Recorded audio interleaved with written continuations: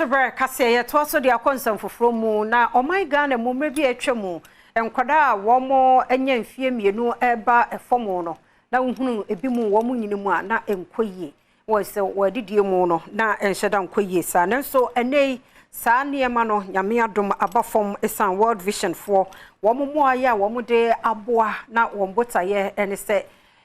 akwada ya wo no foforo ne na oha no mu de aduane de mu bia ba ye kama ene se de awofo mu di so nte no se sei enkura nka obehu mu bi akosho konom ne ade aye yo no abafom Adom Kasee etwaso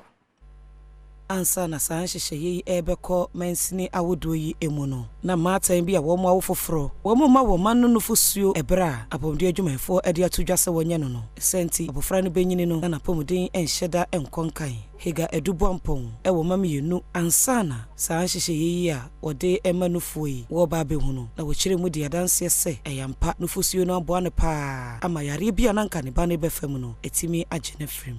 mo kyerɛkyerɛ ekwan a yɛbɛfa so a yɛbɛdidi ama yɛnya apomuden emra ya wo mu kula no enti metie nkyerɛkyerɛ ni nyinaa kɔpem ebra wo mo ma well time ne eduye me ye obi ananka time do se me bɛwo a ye da bia ye mi CS enam aduane na medi ne mapom sɛdeɛ abrodwuma ne ɛboa me nyinsen mu nti me kɔɔ no na me moja sɛm ye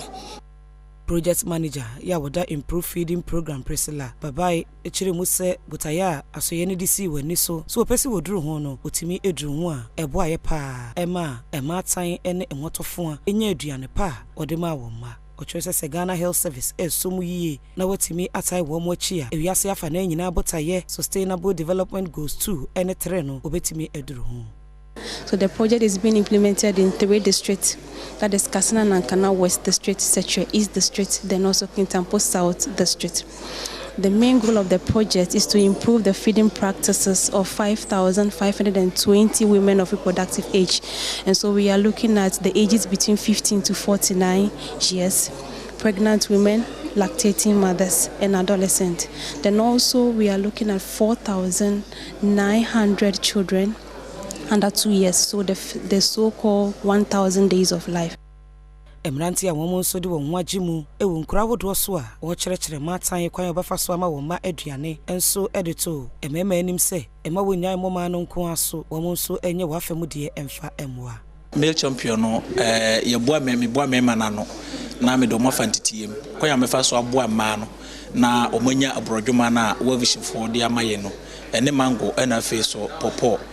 enti ni nyina no wo se be ma no so hunu bi na ode boa oba no enti me do mu fa santetiye no mu abosomi bia na ehia na ye gentetiye na de ko boa ma no fe gya to mu nko aso a ebe ye din kakra. World Vision echwemu a sa adwumadie yi obetire mu amanako mantem du nsia ni nyina mu Japan Social Development Fund ena aso wo mu asene a sa abotaye no obetimi aduru hu amaneboyi hanodame ene de bre Adom Kasee.